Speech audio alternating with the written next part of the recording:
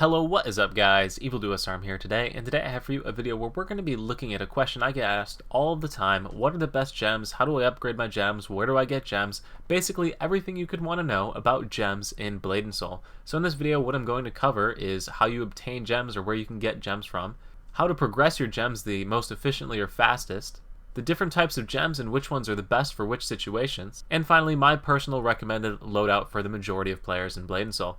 So anyway, without further ado, let's get into it. And real quick before we begin, if you are new to the channel, new to Blade & Soul, or just want to learn more about Blade & Soul, please consider subscribing to my channel. It means a lot to me.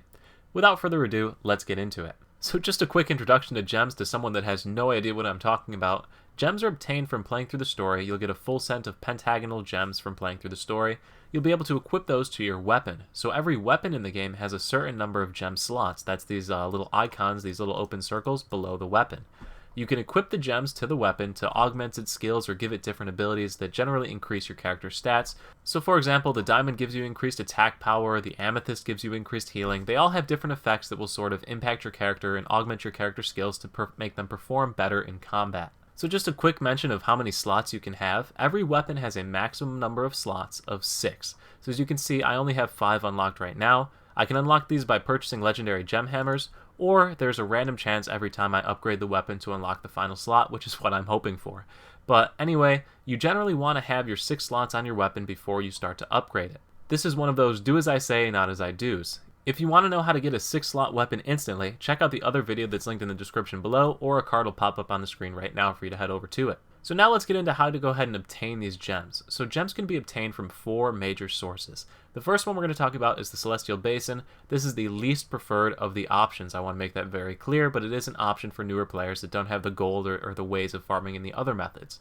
So if you go to the coin exchange merchant from Celestial Basin, talk to her, and we'll bring her menu over so you can see it. If you scroll down the list a little bit, you will see a hexagonal diamond as well as a hexagonal gem chest. This chest and this diamond are a sort of instant boost to your character. These hexagonal gems are one tier above the pentagonal ones that you will get from completing the story, but they are not upgradable. So when we talk about the progression of gems in the next part of this video, these gems cannot be used to progress your character. You won't continue to use these items after you get the better versions. So I recommend against getting these gems or purchasing these gems from Celestial Basin.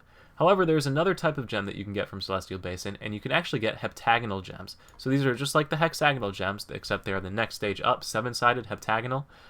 So these gems are rewarded for getting 10 treasure keys. So if you get all 10 of the treasure key fragments, and it's these guys right here, I only have 8, so unfortunately I can't show you, you can put this together to form a Celestial Basin treasure key. Whenever there's a weather event like it's going on right now, if you head over to the key right here, you will enter a treasure room. Inside of the treasure room, there's one mini-boss. If you kill the mini-boss, it has a chance to drop a heptagonal gem. This gem is not upgradable. You cannot salvage it for anything, but you can get an instant boost to your character by this method here. So once again, I do not recommend getting your gems in this manner. However, I did want to bring it up because it is a way to go ahead and get gems in the game. The second way to obtain gems involves the cash shop in Blade & Soul. So periodically there will be gem bundles sold. Right now there's not a gem bundle, so I can't show you it. However, the gem bundle will contain a gem, as well as some upgrade materials to upgrade your gems further. In addition to these bundles, there's the starter pack and mastery bundle. So the starter pack, which is always available once per account, is a Hongmoon hexagonal diamond and a Hongmoon hexagonal amethyst, so 2 hexagonal gems. The mastery bundle contains 2 heptagonal gems, a diamond and an aquamarine. Both of these bundles have done separate cost analysis on and provide you decent rewards for the amount of money that you end up spending. The exchange rate is better than if you were to purchase gold off of the in-game store, so it's up to you to make that decision whether or not you want to get them via this route. There are several other ways to get gems in this game though. The next 2 methods are going to involve the Dragon Express. So if you don't know how to get to the Dragon Express, you have to open your inventory and head down to the bottom. You will see a tab that says Dragon Express. Click on that and it'll bring up the Dragon Express. So the second tab and the third tab, so the Exchange tab and the Gems tab. Obviously the Gems tab has gems in it, and the Exchange tab additionally has gems listed at the bottom. We're going to cover the Exchange tab first. So the Exchange tab gems involve using solar energies. You get 4 solar energies for completing your daily challenge every day. They cost 50 solar energies, which means you'll have to spend roughly 13 days of running dailies, so 2 weeks of running your daily challenge every single day to purchase a hexagonal gem. This is a lot more farming than the final method under the Gem Exchange tab that I'll cover in a second, However, it is a way to go ahead and get gems if you've already picked up your soul badge or your upgrade materials or anything else that you will need on this menu. Additionally, when we get to the Obsidian Gem, this is a great way to pick up Obsidian Gems that involves a lot less farming than the alternative methods. The final method for obtaining gems, and the fastest and by far easiest way, is going to involve purchasing them off of the Gems tab. All of the different gems in the game, except for the Obsidian, Emerald, and Garnet, can be purchased off of this exchange tab right here. The currency used to purchase the gems here is Hongmoon Gem Powder.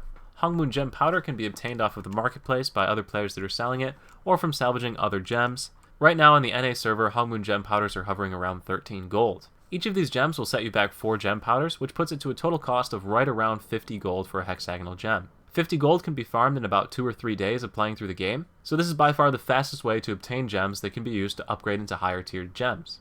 So now there are the 3 types of specialty gems that I just mentioned a minute ago, the Garnet, the Emerald, and the Obsidian. So, the Obsidian can only be obtained by running different dungeons, and you get an item that drops from the dungeon, and then you trade it in with a merchant. So, Pentagonal Obsidians can be purchased from the Iron Tech Forge merchant over here. He's actually located in the middle of Celestial Basin by all the other merchants, but you need the Transcendence Engine, which drops from Iron Tech Forge. This plus 10 Void Fragments will let you purchase a Pentagonal Obsidian for your element. Additionally, there's an Awakened Transcendence Engine, which drops from Emendrake Lair, which lets you get a hexagonal. And finally, there's another item that drops from Ransack Treasury that you can use to exchange for a heptagonal gem, a heptagonal obsidian. So I don't have that region unlocked, so unfortunately I can't show it to you. The Emerald is actually obtained from Dragon Express. As you can see, for solar energies, you can pick it up for 50 of the solar energies, so that's how you pick up the Emerald. And finally, the Garnet is obtained from the Exchange Merchant Jinsore, located at the Tsari Palace Gardens. As you can see, the very first option for 60 Coldrick Scales, which is gotten from completing Coldrick's Lair every single day, you can get a hexagonal Garnet. Additionally, the hexagonal Garnet has a chance to drop from Coldrick's Lair boss himself. So you've heard me mention upgrading gems several times at this point, and now we know how to get all of the gems that we can use to upgrade. So how do we go ahead and do those upgrades of gems? So upgrading gems in Blade and Soul is handled in the Transmute menu. To get to the Transmute menu, open up your inventory and click the little Transmute icon at the bottom. It's the 3 arrows going around in a circle. In the Transmute menu, you will see the option to pick any one of the gems you could possibly desire over here. So let's say, for example, you wanted to transmute or upgrade your diamond. You would need to get 3 of the same tier of diamond to upgrade it to the next tier above. To make that upgrade, you're going to need the 3 items as well as a certain number of gem powders. The number of gem powders increases with stage, and additionally, salvaging this gem, like say you don't want this gem anymore, if you salvage it, you will not get the 3 gems back that you used to put into it, you will only get the gem powders back. So make sure when you go on to upgrade these gems that you are certain that that is the gem you want to upgrade, because there's no going back unless you want to lose a lot of money. Other than that, the system is very simple. Simply get all 3 of the gems you want. So for example, if I had 2 more pentagonal diamonds, I could fuse it into a hexagonal diamond. The exception to the gem powder system is going to be the Obsidians and Garnets. So we'll start with the Garnet since that's simpler. To fuse the Garnet, you need 3 of the same gem, just like before, but instead of gem powders, you need sacred crystals and raven feathers. As you can see, every tier needs raven feathers, and then when you get to the higher tiers, the octagonal tier, you need hive queen wings, and the gilded tier requires the grand celestial wings. So these feathers and wings are obtained from raids, so you need to run raids with other people to go ahead and upgrade the Garnet. The Obsidian, on the other hand, is upgraded using void fragments and soulstone crystals at the lower tiers. At the higher tiers, this turns into sea glass and more soulstone crystals. So once again, 3 of the same gem from the tier below, plus some item that you farm from PvE content, plus more PvE upgrade materials, lets you upgrade the Obsidian to the next tier above. Now, a point I made earlier about solar energies and being able to get Obsidian gems a lot easier, the drop rate on those items to purchase the Obsidian gems from those merchants is incredibly low. However, to buy one of these square Obsidians only costs you 10 solar energy. So for 10 solar energy times 10 plus 10 plus 10, so 30 solar energy, plus an additional 10 solar energy, so 40 solar energy plus 15 soulstrick crystals, you can get a pentagonal gem. This is an item that drops incredibly infrequently in Iron Tech Forge. So to save you all those runs to get this item that quickly is fantastic. Additionally, for only 120 solar energies, which is going to take you about a month to farm, you can go ahead and get a hexagonal obsidian, which once again is an item that you probably won't even see in a month in running the game. So this is a pretty solid way to go ahead and get this gem. Once again, so you know what I'm talking about, if we go to the Dragon Express tab, head to the Exchange tab and scroll to the bottom, you will see you can buy the obsidians for your element for 10 solar energies. So that's how you go ahead and upgrade the gems in the game. So now I want to go ahead and give you the general characteristics of the gems or the different types of gems, and then give you my recommended loadout. So what I'm going to do is go right down the list and give you an overview of each of the gems' effects. So the first one on the list is the Diamond. The Diamond will increase your attack power by a flat amount, which will improve the damage all of your skills do, and therefore increase your DPS. It's a very strong gem and one you're definitely going to want to socket. Next is the Ruby. When the Ruby procs, it gives you guaranteed critical hits as well as some bonus damage. The Citron procs on an enemy that's CC'd and gives you some healing as well as some bonus damage to that enemy. The Emerald is a PvP focused gem which will improve your recovery as well as your critical defense. The Peridot applies whenever you dodge or block. These do not include blocks like your block skills. It's like an RNG block that pops up. It's a percentage on your character's stats that they gain passively. When it procs, you'll gain some health recovery. The Sapphire applies when your opponent blocks or dodges. When they block or dodge, you get some guaranteed critical hits as well as a little bit of recovery. The Amethyst recovers health on every single critical hit you do, as well as does a little bit of bonus damage. The Aquamarine has the same effect as the Amethyst, but in addition to this, also grants you some focus recovery. The Amber is another PvP focused gem that goes ahead and improves your defense, as well as has the chance to go ahead and recover HP whenever you're hit. The Obsidian is an elementally focused gem that will improve your main elemental type damage. This is a substantial DPS increase and a gem you're definitely going to want to pick up. The Garnet increases your critical damage as well as attack power. And finally, the Dyad gems allow you to fuse Gilded Triangular gems, which was the previous max tier, and get the effects of both gems while only taking up one gem slot. This allows you to have more effects on your character for less space taken. So that brings us to the final question: what are the best gems to socket? What are your 6 best gems? So I'm going to eliminate Dyads. I'm not going to include Dyads in this description. This is going to be geared towards the majority of the player base. So the 5 gems that I'm going to recommend right off the start that you should put on are going to be your Diamond. The Diamond gives you a flat attack power bonus, it increases the damage of all your skills, and gives you a very strong DPS boost. The next is going to be the Aquamarine. The Aquamarine is the second highest attack power boosting gem, so it will increase your attack power, increase the damage of all your skills, give you a solid bonus. On top of that, it does Life Drain. Life Drain heals you and damages the enemy whenever it procs. So whenever you get a critical hit with the Aquamarine, you're going to do damage to them and heal. It's a very, very strong effect. Additionally, the Amethyst has the same exact effect. It has the Life Drain effect, so once again, every single critical hit will do bonus damage as well as heal you for that bonus damage. Very strong effect. Highly recommend picking up the Amethyst. The next one we're going to recommend is going to be the Obsidian. So the Obsidian gives you an elemental damage boost. This elemental damage boost equates to about 4% at the higher tiers. This is a 4% flat DPS boost in addition to the attack power bonus that it gives your character. It's one of the highest DPS boosting gems in the game. The next gem we're going to recommend is going to be the Ruby. So the Ruby gives you guaranteed critical hits whenever it procs. Those critical hits do additional damage, so it's a nice little DPS bonus, so definitely one you're going to want to socket in. So that leaves us the final slot, which is kind of left up to you for your deciding.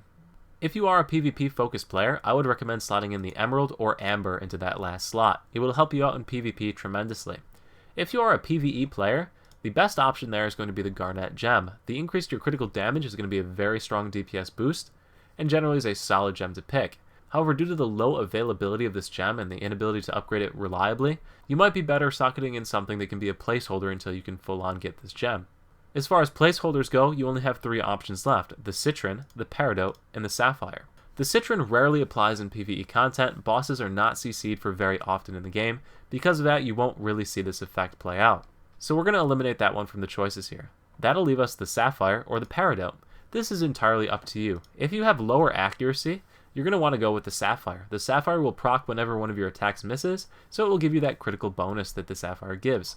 If you do have pretty solid stats, you might be better off going with the Peridot, because the Peridot applies whenever you dodge or block.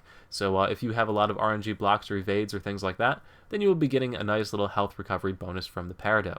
But anyway guys, that is my complete guide to gems in Blade and Soul. If you did like the video, make sure to leave a like, check out some of the other videos on the channel, make sure you're subscribed so whenever content like this comes out, you're first to know. And as always guys, thank you so much for watching. I will see you at the next video. Peace.